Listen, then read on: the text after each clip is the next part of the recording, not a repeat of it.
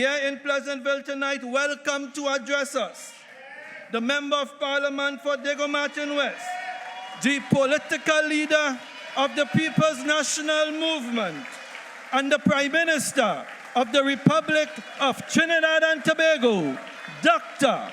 the Honorable Keith Christopher Rowley.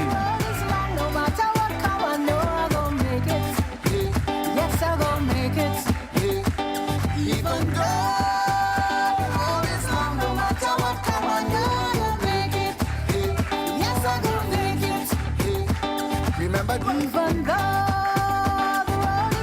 matter what come, I know I'm gonna make it.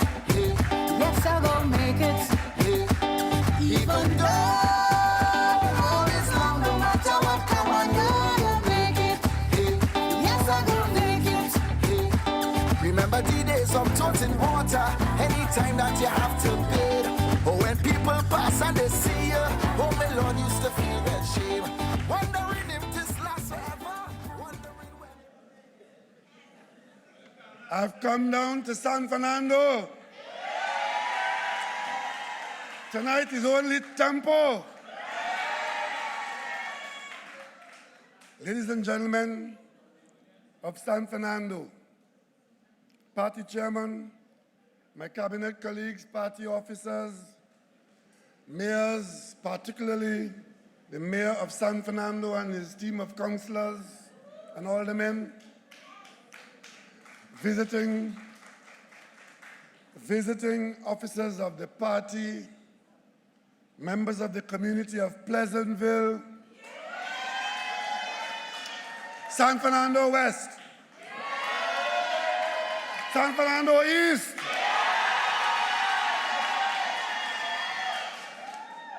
okay, I won't call Diego Martin West the roof. We need a roof, right? So I won't call Diego Martin. Point up here? Point up here! All right. This is all one San Fernando, one PNM. Ladies and gentlemen, I'm so pleased to see so many of you out here tonight, because it tells me that contrary to what exists in some quarters, the people of Trinidad and Tobago are taking their business seriously. You have come here tonight as against doing something else, because you want to be informed about your business. You want to be educated about the circumstances of our nation, and you want to hear from those whom you've elected to run the affairs of all the people of Trinidad and Tobago. Thank you very much for coming out. And I want to thank the many tens of thousands of you who are listening to us on the radio stations or watching us on the television station, because we are broadcasting this meeting.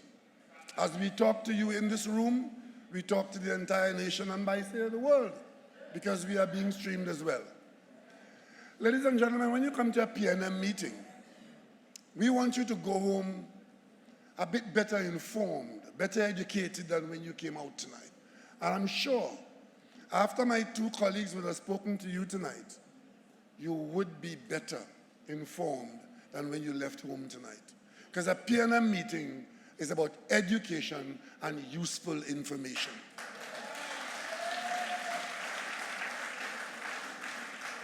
Every so often, I hear snippets of the carryings on and the rantings on other platforms, particularly one platform led by a particular woman who seems to be obsessed with a particular word.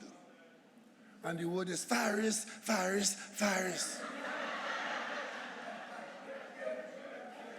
As if she and Faris went to school together. But tonight, after you heard that report from the Attorney General of Trinidad and Tobago, you will understand why the UNC leader and UNC officers in the parliament are so obsessed with Faris, Faris, Faris. Because he is the officer in this government whose job it is, his ministry's job, to do what he has outlined to you, from the judiciary, to the making of laws, to the ideas for bringing us into the 21st century, the digitizing the country's records, all of us to benefit from these changes that are taking place now in Trinidad and Tobago. For the last 3 years, we were not out here every night talking to our parliamentary colleague or trying to convince you about something you know that the UNC is a waste of time and dangerous to this country. We were busy in our offices working to be able to tell you now what you heard tonight. Many weeks, months, and years of work put us in a position to be able to report to you tonight in the way that the Attorney General of Trinidad and Tobago has just reported to the people of Trinidad and Tobago. You have a choice, you the people of Trinidad and Tobago. When you want to hear from an Attorney General of the PNM, you come to a meeting like this. When you want to hear about other Attorney Generals, you go to the police station. Choice is yours.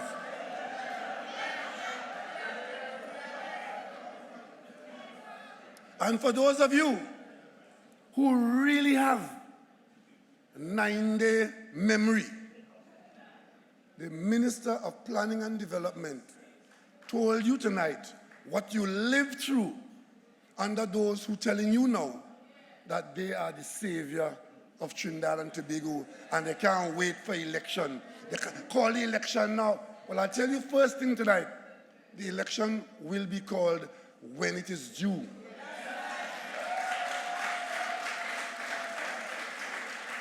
We have no intention of postponing any election because we are not afraid of the people.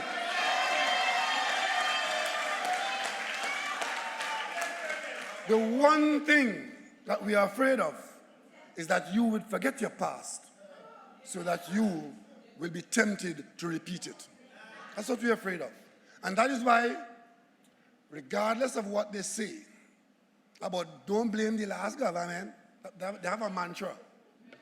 We will tell you and remind you of the experience that you are minded to forget. Because if we don't tell you, you might very well try a thing again. Ladies and gentlemen, I have a few minutes with you tonight. Let me just spend those few minutes trying to let you understand what is happening to your business and how we are going. The last time I spoke in this part of the country, it was when the government, as part of its fixing of the country's problems, took on the very prickly issue of shutting down the refinery at Pointe-à-Pierre as part of the restructuring of our energy business. Pointe-à-Pierre is the refinery and the Petrotrin company was a business that we were involved in, owned by the people of Trinidad and Tobago. The business was not going very well for a long time. And the same way the Attorney General tonight could have told you how all those situations existed with law enforcement, with the judiciary, with ideas of using technology to advance our conduct and our governance. And nobody addressed those issues. It was the same thing with our business in the energy sector. Wake up in the morning, sun come up, spend the day, sun go down in the evening. Day after day after day after day, that is how we were going. But you elected a government to fix these problems that were threatening to overwhelm us. A simple matter. You would not believe this, but you forgot this. We didn't have a commissioner of police appointed in this country. Criminal conduct awash of all kinds, including corruption inside the police service. And every 6 months, the person who was acting had to go up in front of his schoolmasters, and we all waited with bated breath to see if he'll get another 6 months. That happened for 4 years. This government told you in the campaign, elect us, and we will appoint a commissioner of police. You elected us, and within 3 months, we had started the process of interfering with the regulations to start the search for a commissioner of police. Would you believe that the process to appoint a commissioner of police was not even started? And those people are telling you now they were great managers, how life was a bed of roses and things were so nice and we were all wearing rose-tinted glasses and they must come back to put the country back to work again, to come back to thief again. It is only now under this PNM government that the country is being put on a sane and sober footing. When we went and changed the regulations, because what they were doing, nobody was taking responsibility for starting the process, this complicated process in law to appoint a commissioner of police. Nobody. When we came into office, we saw what had to be done. We fixed the regulations and set about to appoint a commissioner of police. What did they do? They go to court to block it. Took it to court. The judge made a little tweak and said to us, carry on. We came back to the parliament and we got to the point, nominating, voting down, nominating, agreeing, a complicated process. But I told you, by independence of last August, there will be a commissioner of police in this country. I told you so in July. They spent 4 hours in the parliament telling you I'm talking stupidness. Because that was July. I told you there will be a commissioner of police in this country by independence. And even as I was winding up my presentation, they did not believe that there will be a commissioner of police. And when we said we're voting for Gary Griffith, they voted for Stephen Williams to continue. You understand? I am not telling you tales, I'm simply reminding you of where you came from and what has happened in this country. So when we shut down the refinery, they are up and down the country still telling people we shut down Petrotrin.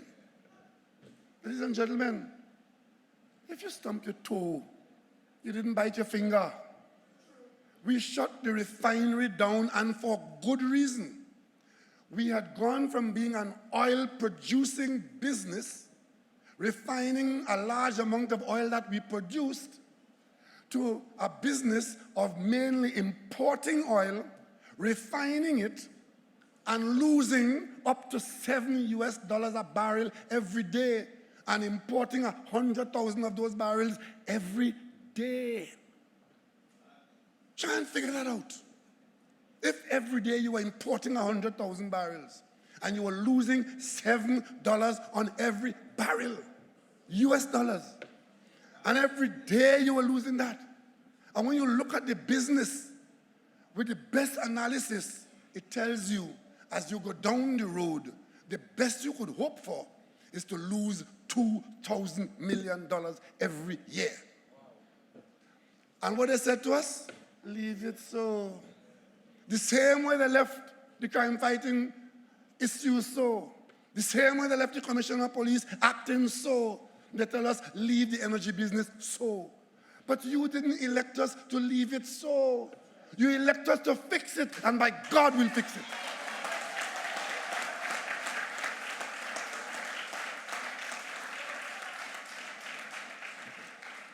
And I'm saying this to you, the people of Trinidad and Tobago, especially the young people. You didn't elect me as Prime Minister to get re-elected. You elect me to serve you and solve the problems of this country.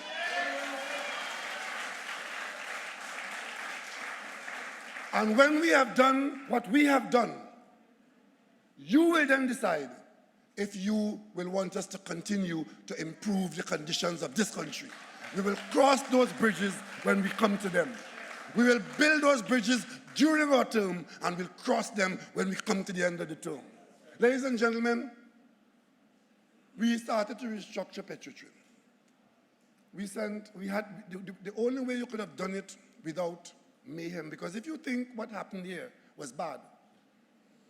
Let us try to do it the way they wanted us to do it, which was to try to negotiate our way out with the OWTU and tell them, come, let's negotiate a shutdown of the refinery or a change of the, you know what the appeal was, you might have forgotten? Not a man must go. That was the position. That might have been good for the union, but how was that going to handle the problem of the country? And I'll tell you something else too. The idea of the business model that we were going to enter into was such that when I personally, as Prime Minister, told the union leader that after a year and a half of agonizing and analyzing, we have decided in the restructuring. In fact, he put the question to me based on what I was telling him in front of my colleagues. He said, does that mean that you all are going to close the refinery? And I said, yes. It took 1 week before I told the media that I told the union that, before one worker knew that the Prime Minister had told the union that as part of our restructuring, we're going to close the refinery. You know why? That was a load too heavy for them to carry. But my shoulder that you elected this shoulder to carry that burden.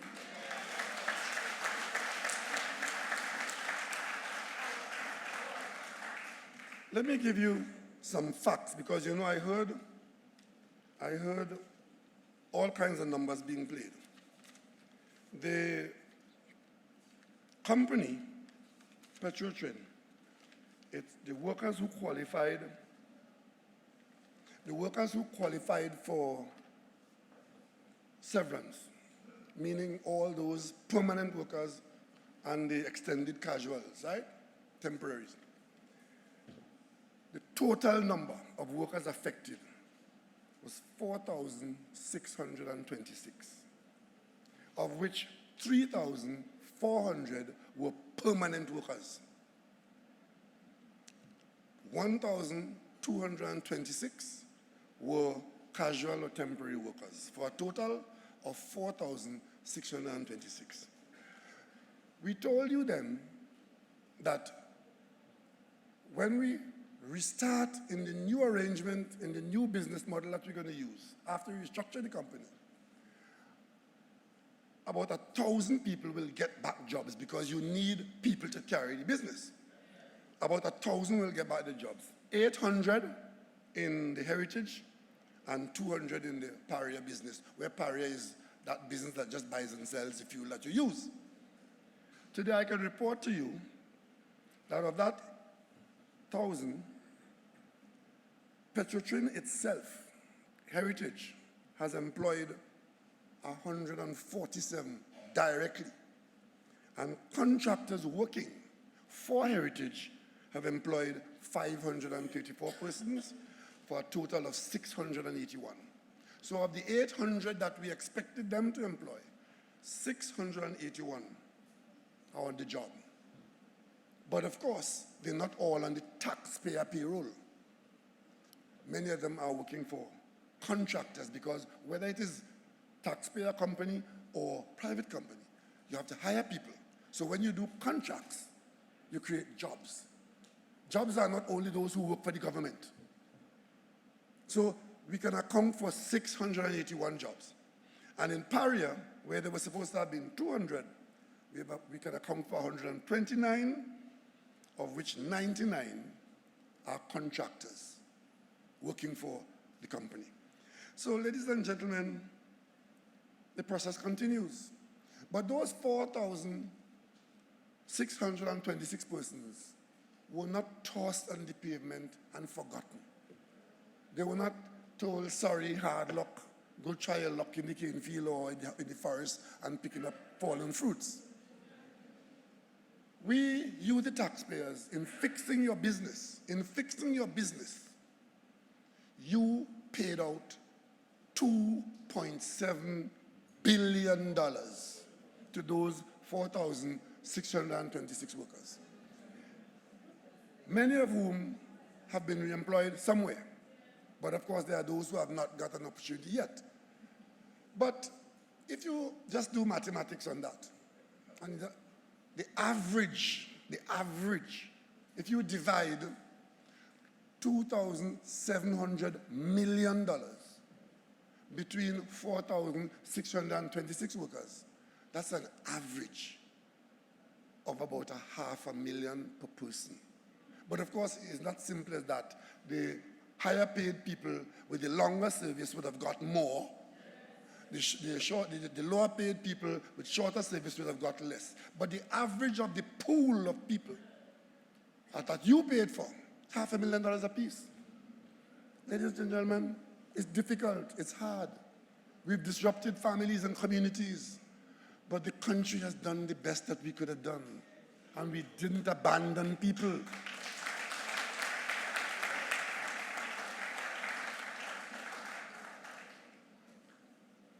Yesterday, I had the opportunity of hearing, well, we went to Point Fortin to talk to people on this same energy issue. And I spoke and the energy minister spoke, and both of us made the observation that we anticipate that it's quite likely, or more than likely, that some foreign entity might be the person or entity that would end up operating the refinery when the process is over. The union leader immediately started a campaign to accuse the government and the minister. Well, I listened, he didn't really accuse me, but he didn't hear me, because I said the same thing. But you were saying that the minister has some inside information because the government don't know who they're giving it to. And you see, they've been accustomed to being lied to for so long that when they're told the truth, they can't deal with it. So let me explain to you and the country how the process went. When we shut the refinery down, we told you, as part of the restructuring, by shutting down the refinery, we take the burden of that loss-making equipment and machine off the shoulder of the taxpayer.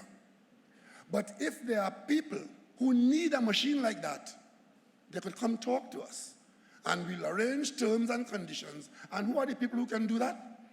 Those who have access to oil. They might have an oil supply, or they might have money to buy oil to refine there, whatever it is. But if you need a refinery, we have an empty one that you could use, and we'll charge you some kind of fee for it. In fact, if you want to buy it, we'll consider selling it to you if you want to pay the price that we want for it. Simple as that. Because we don't want to stay in the business of trying to import other people's oil, try to refine it, and lose money on every barrel. Simple, straightforward. So we set about to do something. We advertise to the world that we have this refinery for use. During stage one, 77 potential buyers or leasers or whatever they might be, 77 entities showed an interest. And they were contacted. 25 potential signed up, and they signed up and qualified to look at the data room. In other words, we showed them all the data about the refinery and all the data of the refining business, because these 25 appeared to be serious people. And that was phase one. Then we move on to phase two. Phase two involved 4 propositions. One, that if you are going to be considered for phase two, the proposal that you put forward must involve restarting of the refinery. Because that's what we want. We shut it down from taxpayer on to, but we want the refinery to operate, because we know if the refinery operates, once we escape the burden of finding the oil to put in it, it would be good business for Trinidad and Tobago. Because they have to hire people, they have to hire contractors to service all the needs. It matters not who owns the refinery, certain things have to go into it. So we want, any proposal that we're going to consider must involve, or we'll most prefer, that the refinery has to be operated. Number two, the person who is putting that proposal to us must have some refinery experience. A refinery is not a chemistry set that you mix together until it blow up. You have to know what you're talking about, and you have to work it safely in our community here in Pointe-a-Pierre. Now, you have to then offer us a potentially attractive price for the arrangement, either a lease price or a purchase price. There has to be an attractive price. If you come with any Mickey Mouse number, sorry, not interested. And that's why we selected 25 out of the 77, because in that 25, it looks as if these are the people who could meet those conditions. And of course, you have to demonstrate that you have the wherewithal to meet the financial obligations that you will enter into when you are selected as the person or entity that will have the refinery. We started that back in January. Phase 1 started in January. We went out for expressions of interest. By March, we had people signing up for the data room. By April into May, the non-binding proposals were in. By June, we had reached the stage now where we are doing site visits. Both the company, Petrotrin personnel and so on, visiting those who are interested to see that they're real and they're good, and they visiting us and going through the data with this number of people. We are now in mid-July, and we are at the stage of these site visits and evaluation. And by the third week in August, we expect that the binding offers would be in, and that would be the end of the search process. That is what is going on. And none of that from January to the end of August involves any member of the cabinet or the government. That is entirely being handled by the board of Petrotrin and its advisors and consultants. So when you hear the union leader and others talking about who have inside information and who are that, that is not so at all. What we have done though, probably a couple of weeks ago, the government, not leaving this selection process up to the board, because all kinds of accusations will be made when the board makes a decision like that. And of course, the cabinet wants to know on your behalf that the most clear and transparent evaluation is done. So when we say A, B, X, or Y is the chosen entity, that we are satisfied that the process was transparent, it was not corrupted, and that the best deal was had for the use of that piece of equipment. So,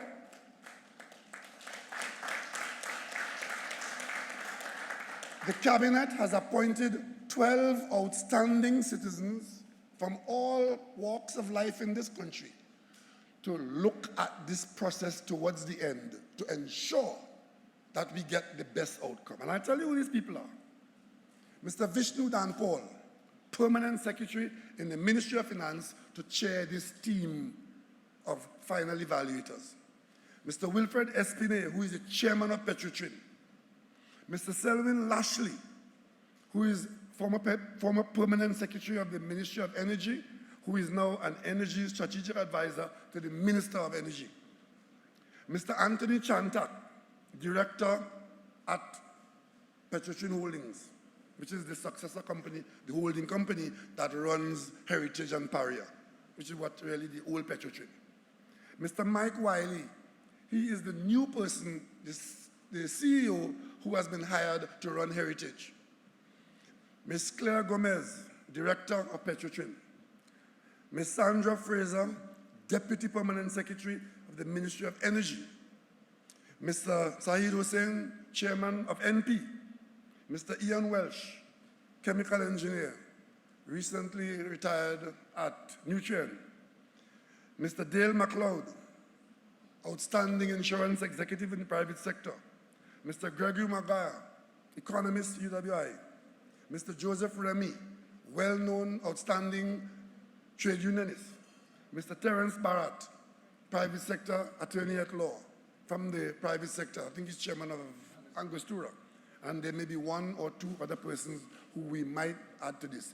These are the people who would look at what has been offered as possible users and usage of that refinery, and who, by the end of August, will be able to tell the government, this is what we recommend to you.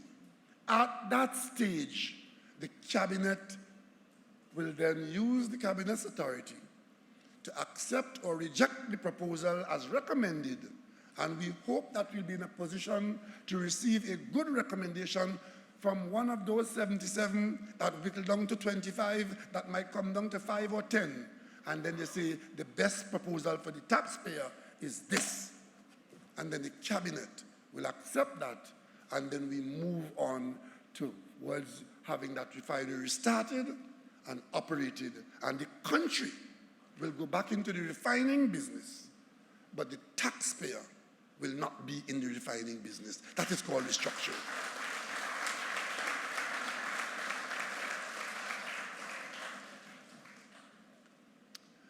To get there, we had to break a number of eggs to make this omelette. We could never have done that if we had not touched Petrotrin. But you must remember, we didn't always have Petrotrin. We bought Tesoro, we bought Texaco at different times under different circumstances. In Point Fortin last week, I had to tell them, you used to have a refinery here in Point Fortin. It was shut down. But Point Fortin didn't shut down. Out of that muddy pond, this same PNM that had created Petrotrin, we brought into Point Fortin what? Brand new business, Atlantic LNG, which is today the biggest, most profitable business in Trinidad and Tobago. So what is this lack of faith that you have in your country and yourself? It is because you didn't have the kind of leadership that you require under the circumstances that you have been in.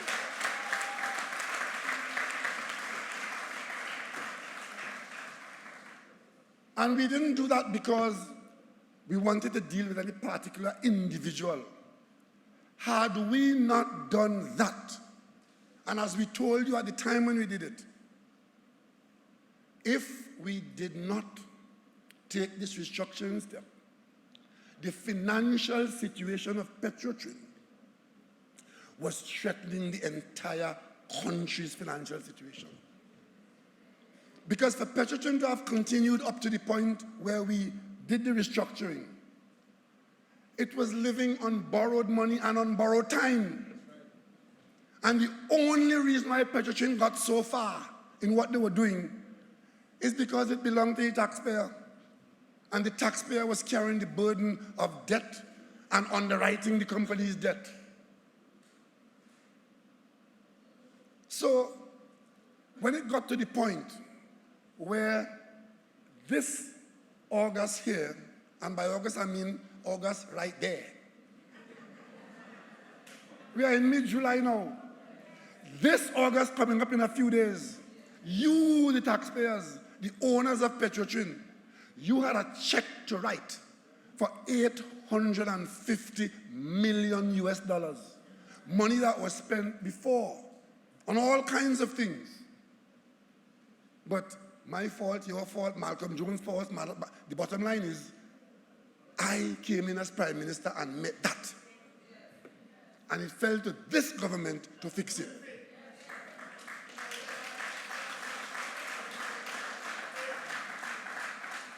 And we are fixing it under the most difficult circumstance. We are fixing it after the country has lost $20 billion a year for the last 3 years in energy revenues. Because volume has dropped, price has dropped, and the market has changed on us. So we are $20 billion a year poorer, and that is when we are fixing it, and that's what you call performance, because we have fixed it. If we did not for the last 2 years, in fact for the last 3 years, focus on this August that is coming up in 2 weeks' time, 3 weeks' time. If, as soon as we came into government, we did not focus on August of next month, we could have been in a far different situation. And of course, again, we forget very easily, it is because we focused on August 2019. Why very early in the term of this government, I as Prime Minister did what no other Prime Minister ever did in this country. I sat down with my team, both in the cabinet and outside, and got a clear understanding of the road ahead. And when I saw what Petrotrin meant as a danger to this country, I addressed the nation about Petrotrin. No other Prime Minister has done that in this country. And when we said we are going to have to deal with this, what did we get? December 2017, we got a strike for more pay. A strike for more pay. And I could tell you, my colleagues will tell you, it was the sentiment in this country that the government should not have acquiesced to any increase of pay. And when we gave that increase, some persons felt that the government had caved in and shown weakness. I said to my colleagues, because of what we have to do down the road in fixing this company, I do not want at this stage for disgruntled workers to receive 000 and then in 2 years' time to face the hardship that is going to have to come when we restructure the company. And I gave in to agreeing to a pay increase. That will never make the news though. You will never hear that. But we live it and we did it. And ladies and gentlemen, as we have done that, what is the position today? So August come, as we restructure Petrotrin, two things have happened. We are now selling oil and collecting a check. Rather than paying for other people's oil, refining it and losing money. So the Minister of Finance does not get his usual request for 50 million US or 30 million US regularly at the cabinet to buy oil to keep the refinery going. What we are having now, and we are in a transition period now, where we are transiting from one era to the other. It's not perfect yet, but we are going in the right direction. As we produce the oil, we sell the oil, and we earn money from the oil that we sell, as against losing money from the oil that we're refining. So, as we do that, the debt that was hanging over the head of the Minister of Finance, because once Petrotrin couldn't pay that debt, it would have fallen on the Minister of Finance, because we could not allow a default to take place at Petrotrin. You know why? If we allowed a default to take place at Petrotrin, all the other monies that the government owes would come under pressure, because the people who lent those monies lent them under the understanding that the government would be in a position to pay its debt. And once Petrotrin had demonstrated a default, that would have been an indication that the government of Trinidad and Tobago is not able to pay its debt, would have got downgraded, and some of those same loans would have become immediately due for payment. Cross default, you call that. So we had to prevent that from happening by dealing with this Petrotrin 850. And as we restructured the company, we were able to have the company, Heritage Petroleum, organize and handle its own debt without a guarantee from the Minister of Finance. Ladies and gentlemen, that is what was required. We have refinanced the debt. The company is operating, is conducting its business, and it has got the ability now to borrow money and pay its own debt from its own operation, and has freed the Minister of Finance from that debt and that threat.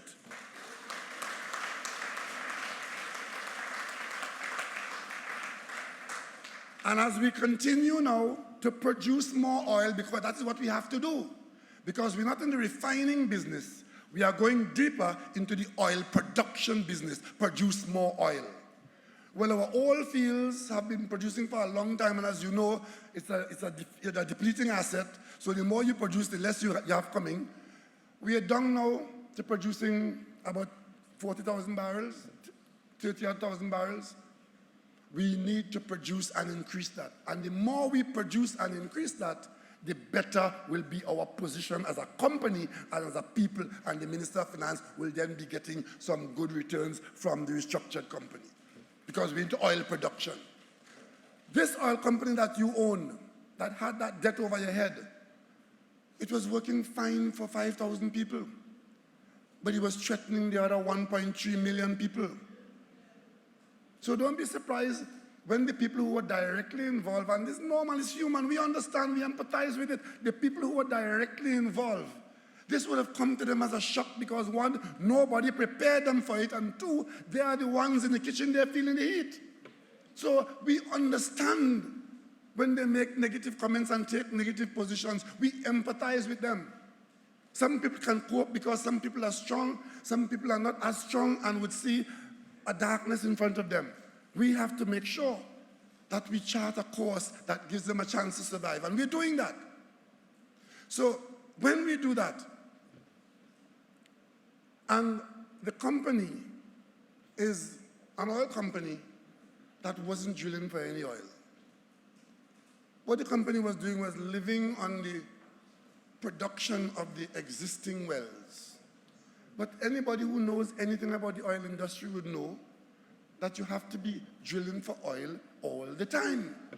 You can't just live on the few wells that you have because they are producing less and less and less and less. So if you want to keep the production up, you have to be drilling for oil. When this government did the restructuring last year, Petrotrin was down to how many wells? How many wells were they drilling? None. Zero. Only oil company in the world not drilling for oil.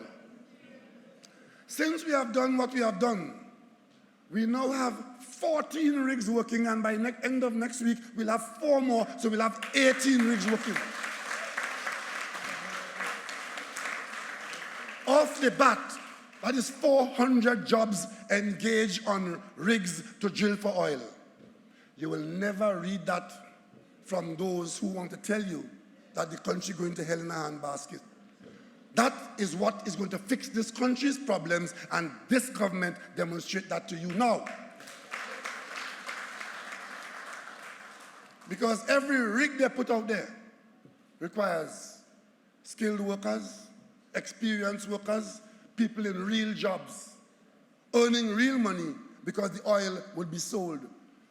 You remember when we did this, they told us the oil that Petrotrin is producing could not be sold because it's bad oil with sulfur and it's sour. We are getting a higher price than we anticipated. We are getting a higher price than the posted benchmark price because the market is good, at least for the moment. And we want more of that oil to sell. All I can do is to call on the Petrotrin workers, the heritage workers, and all those involved, and let them know that Trinidad and Tobago, like it was said in England, expects that every man and every woman will do her duties, all her duties. That's all.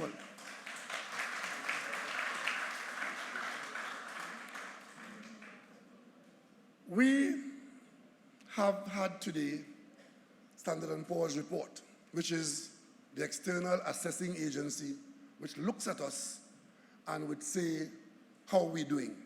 In this country, it's the only country you have, when you come and tell people you were under pressure, but the pressure is being relieved because it has fallen by 2 PSI, they cuss you. The worst thing to say in this country as a Minister of Finance is to say it looks as if the economy is showing growth. The UNC want to kill you. The worst thing to say in this country is that you have a ferry to carry to Tobago comfortably and safely. They go and try to sabotage it.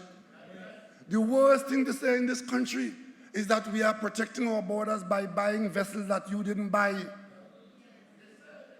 The other day I heard this, I watch these people and I say, what kind of people are these?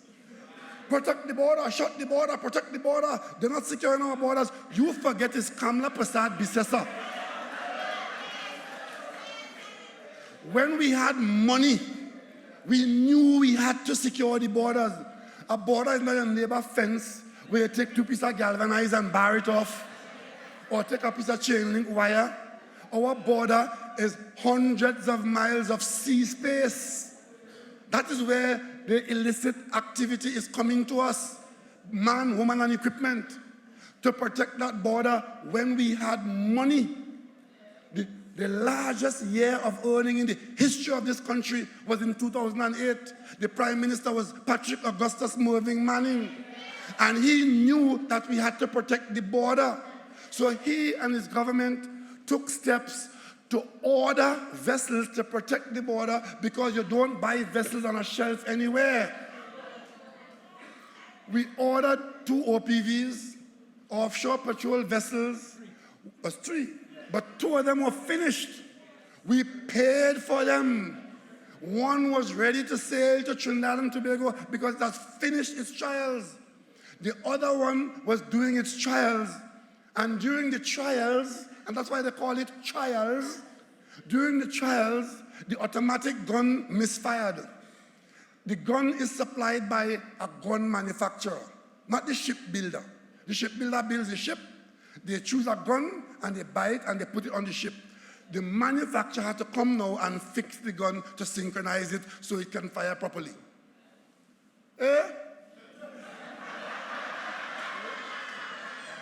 That was the basis. That incident at the trial, when the ship goes to trial, that was the basis on which Kamla Prasad Bisesa and Sandy, the Minister of National Security, called the vessels lemons. She left here and went to London. They canceled the contract, take back the money, bring it to Trinidad. When you see them again, ask them what to do with the money. In fact, they might not have even brought it here at all. But the bottom line is, the 2 lemons that we were supposed to be using to patrol and to close our borders long before the bacchanal started in Venezuela, the 2 vessels are in the Brazilian Navy securing the Brazilian border. And then now that these so-called Trinidad-class vessels, because we designed them here, we built them here, they're called the Trinidad-class vessels, and Brazil order more of the same vessels, we end up now living long enough to see a problem in Venezuela, Venezuelans rushing here, good, bad, and indifferent, and the same people who left our border wide open, having told us that you don't fight crime in the sea, you fight it on the road in Belmont. The same people are talking now about closing your border, closing your border, closing your border. And they're so lied. When the border is closed, in the period of registration, when there was no vessel coming to Trinidad and Tobago, you know why? Because once we announced that registration period, we put every boat and tub down in the South Coast all the way to Chagaramas, and we were stopping and turning them back. And the Guardia Nacional was doing the same thing. Many of them were coming. They were telling us we will be swamped by Venezuelans because they're registering them. They'll come by the 100,000. We have 80,000 already, and 40,000, and more will come. Some tried to come. We stopped them and turned them back.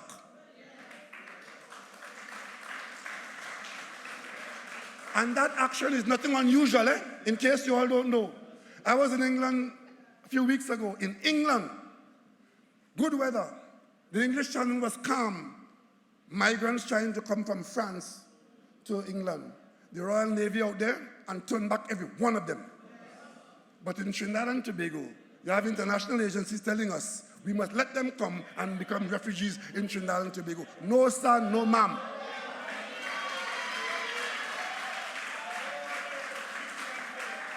And since the thing to do when migrants come in is to open your door and let them come, well, when the Haitians leave Haiti and going up the road, leave the door open. And when Trinidadians leave here and go up the road and illegally up there, what happens? Send you back. So like a special kind of rule for fools. We did more than any small country has ever done in the world.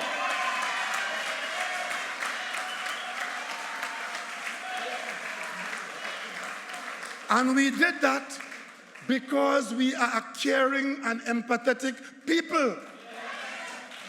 All along, Venezuelans could have come here at will, stay for 90 days and go. When the problem began, We saw more and more of them coming, and they would buy foodstuffs, and they would go back, and they will come, and a business developed through the southern ports. And of course, as is to be expected, criminals started to come too. We had to deal with that. And eventually, we said enough is enough. And we stopped the inflow. And we said we wanted to know exactly who is here, who you are, where you are, and how you came here. So we had 2 weeks of registration. But, cast your mind back, 2 years ago, UN officers here told the world that there were 40,000 Venezuelans in Trinidad and Tobago. 2 years ago. Because you see, the larger the number, the bigger the role they get to play in your country. So by inflating the number and creating a crisis on paper, they could put pressure on the government to do certain things. So 2 years ago, the UN figures for Venezuela and Trinidad and Tobago was 40,000.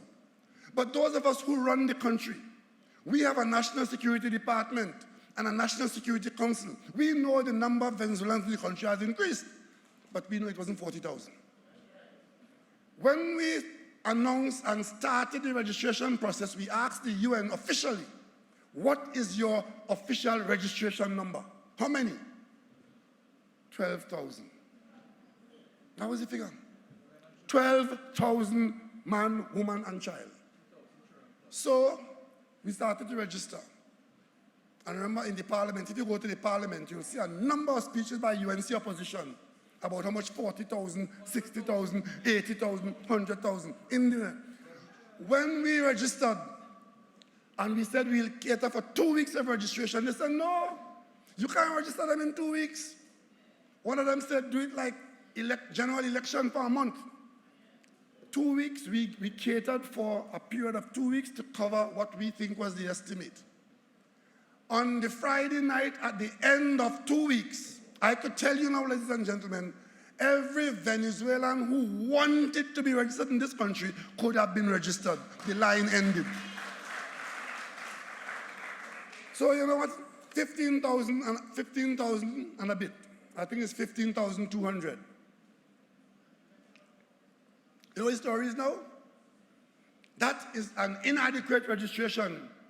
We didn't register those who weren't registered. Of course we didn't register those who weren't registered. My 4-year-old grandson would know that. But there's a kind of politician on election day, after they get the whipping, they look at the EBC list and say, all them people who didn't vote, them was my votes. So I'm the third force, stronger than you, because you only get 10,000 votes and 11,000 people didn't vote. Them was my vote. That is the same logic, you know. But we are saying tonight to the people of Trinidad and Tobago and to the people from Venezuela and Trinidad and Tobago, anybody who did not take advantage of that 2-week period of registration, we don't want to hear. Because you must have known and have a good reason to not want to be known by the people of Trinidad and Tobago. And it might very well be that the reason is you'd want to continue with some kind of nefarious activity, and we don't want you here. So simple. If you have not registered to take advantage of our hospitality, we see you as a threat. And if we run into you as we search for you in this country, we will deport you one time. And some people in this country can't understand that. Because to stand with the government in this difficult period is too much to do. But they keep looking in every crab hole and every crap hole to see who wasn't registered to make an issue of that. Any Venezuelan, and that includes the children. Because after we registered, we said up front, you know, every single person will be registered, including children. We registered 2,400 children.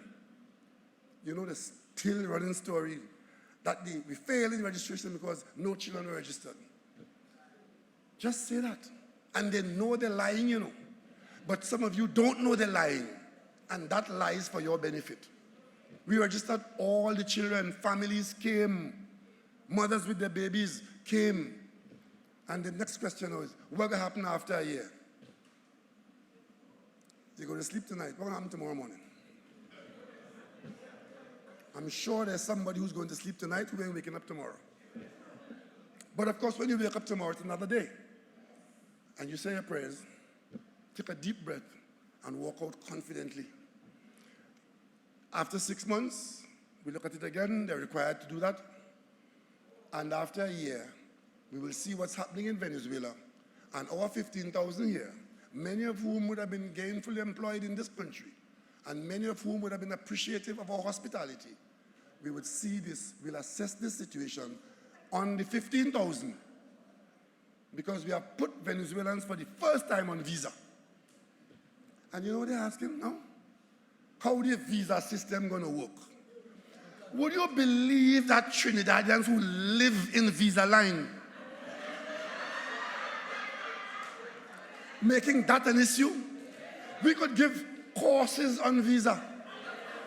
A visa means you want to go to a country that has a rule and a regulation that you have to apply to come in. You have to go to them. You have to pay a fee. You have to let them interview you. You have to let them decide if they want you. And if the answer is yes after all that, they give you a visa. And then they could tell you it's for 1 month, it's for 1 week, it's for 1 year, it is permanent. What do you call it? Multiple indefinite. You know the thing, man. And that categorization is dependent on how they see you. They make an assessment of you, and then they give you that access on any of those grades. And all of a sudden, they don't know what a visa means. It means that Venezuelans will have to apply to our embassy. It will come here to us. We will assess it here in Port of Spain and determine, yes, you can come for a period of time. No, you can't come. That's where we are. And then you know what the next issue is? But most Venezuelans live far from Caracas. How are they going to apply for a visa? I mean, Trinidadians really serious? When you want an American visa, don't you find yourself on Marley Street?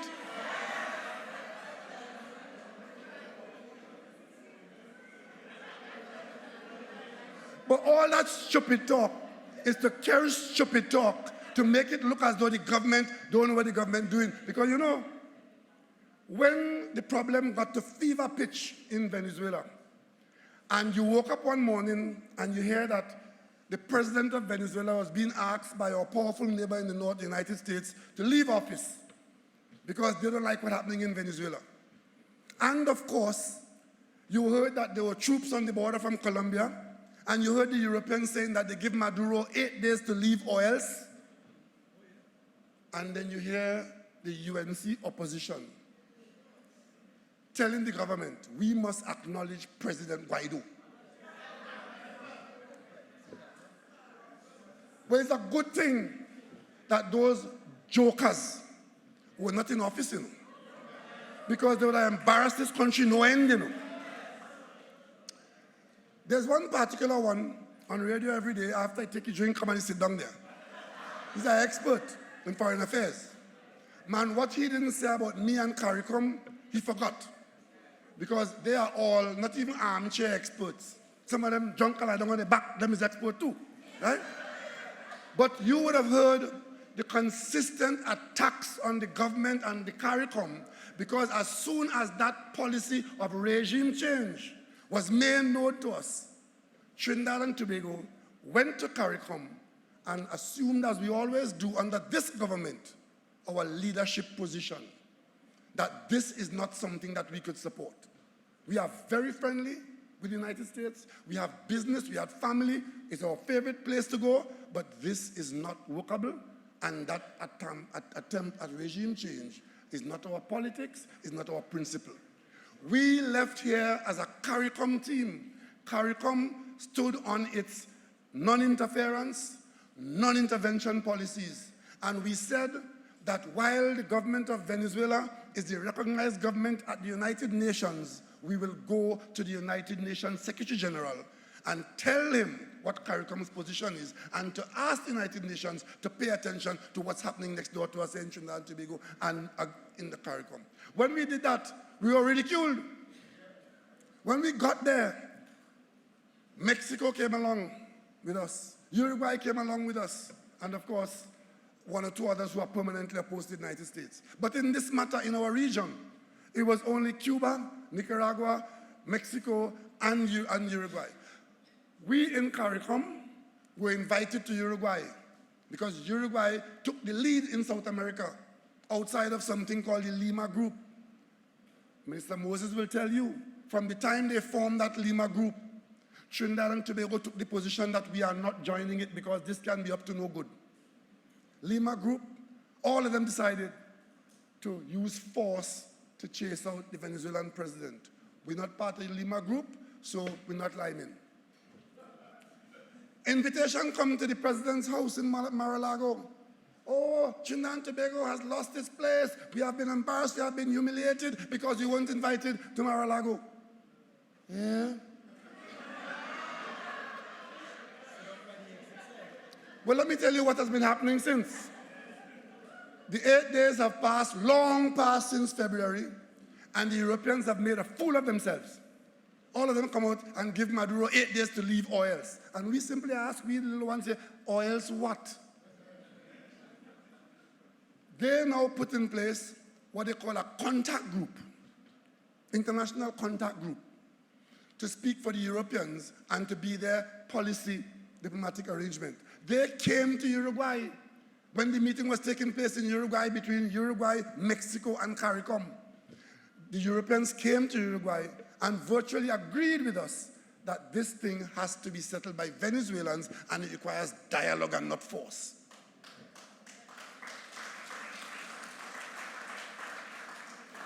When we went to see the Secretary General in New York, the Canadians were leading the charge, saying that time for talk done. And once again, the little Caribbean islands ask, if the time for talk done, what time is it now? Time for what? I can tell you, subsequently, the Canadians have realized that it's time for dialogue and for the Venezuelans to take ownership of their problem. So you know what they've done? They've come to CARICOM, come to us at CARICOM and ask, could we join you? And they got our agreement, and we among CARICOM agreed that Barbados will be our place. The Canadians led the charge, and in Barbados had meetings of the Venezuelan factions, not just Maduro, the opposition and Maduro people, and they met there because if these people are not talking to one another, this problem is not going to be solved. Because if you substitute one for the other, just change your name, the problem is the same or even worse. They have to solve their problem by agreeing to talk to one another. So that meeting took place. Trinidad and Tobago was very present to our foreign minister because the meeting was taking place at foreign minister's level. And it's not everything that is happening to shout about in the newspaper and jump and try to please the know-it-alls in this country. Our diplomacy is effective, deep, and solid because we are a PNM government.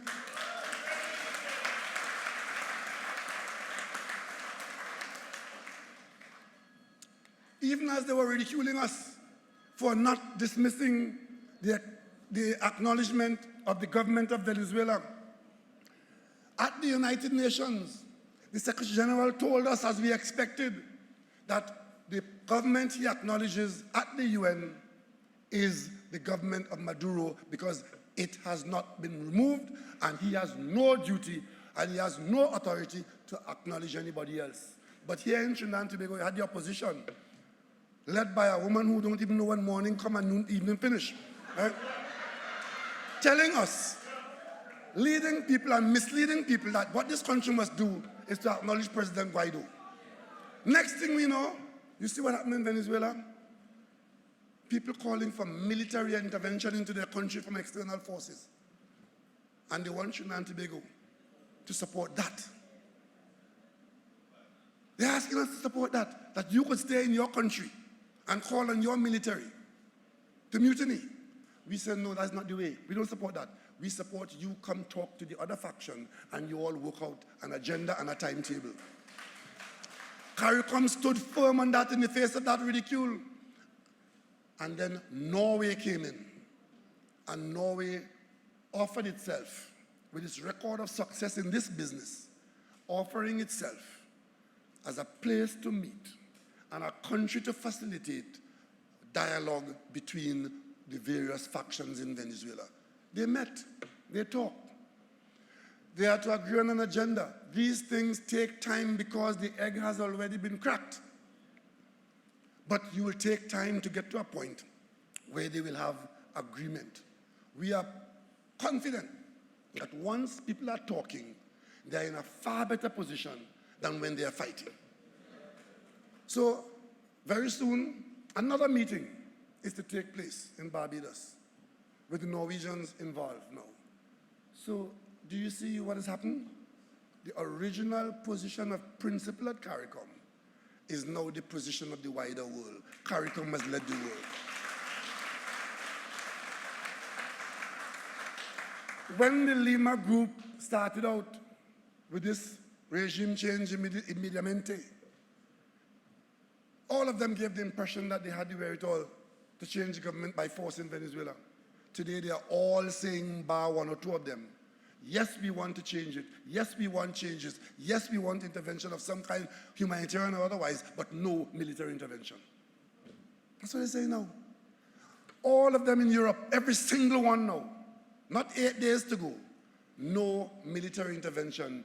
Let us try to talk it out. That was the CARICOM position.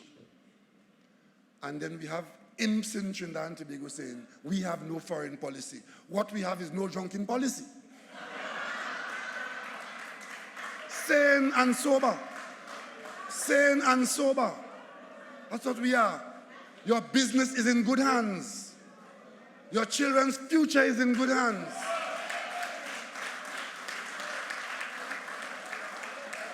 Your problem solving is in good hands. It is not going to be easy. If it was easy, they could have done it. They would have done it. And on the issue of closing border, we have fixed a number of our smaller craft. We have put the helicopter out of service, the one that was being used as a Prime Minister pram. I can tell you, as Prime Minister, I have never used one of our helicopters for transportation in this country. But I'll tell you what else we did. We had 4, when they canceled the OPVs, they didn't cancel the helicopters. The helicopters that were specially bought from Marine Service to work on the OPVs, they canceled the OPVs, but they kept the helicopter for frolic. And those helicopters were costing us in maintenance. Listen to this. Those helicopters were costing us in maintenance, those 4 helicopters, $14 million a month. One had a big screen TV and a bar in it. $14 million a month. And I can tell you, you elected me to solve your problem. And at the National Security Council, this government grounded those helicopters and stopped paying that money. Because when we looked at what we were getting for $14 million a month, as against what we could do with $14 million, that was the decision that was sensible, and we've done it because we take hard decisions. We don't take your money and put it in our pocket. We didn't come here for that. We make the hard decisions for your interest and for your business.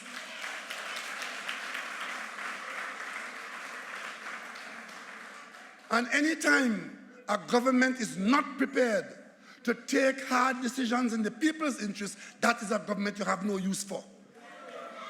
Every single thing we told you about tonight, every single thing we told you about tonight, from the commissioner of police who wasn't appointed, to the laws that were not changed, to the courts, the divisions in the court, to looking after our children, to ordering equipment for Tobago Ferry, to ordering equipment for the Coast Guard being built now in Australia, all of that could have been done before.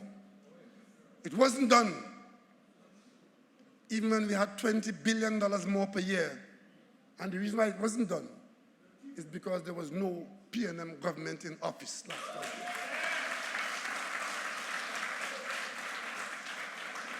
So, after we've done that, what we've done in the energy sector, Standard & Poor's report today,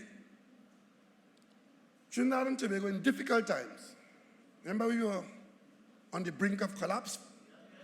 Today they reported, our rating today has dropped one level from BBB plus to BBB plain without the plus. We are still in investment grade.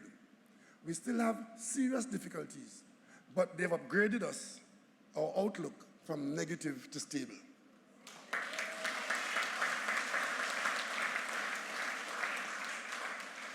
And the reason for that, they tell you, is because of the favorable external profile and stable democracy.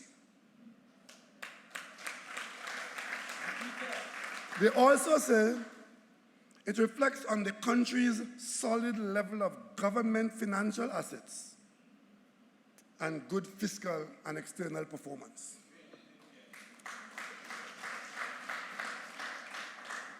The loss of the little plus that I just mentioned is as a result of this. Unexpectedly lower gas production over the next several years, which may limit the energy sector's contribution to economic growth, and disappointing results in the infilling drilling program. You would have heard the other day that BP announced in one of their infill drilling program, they had hit 2 or 3 dry wells, right?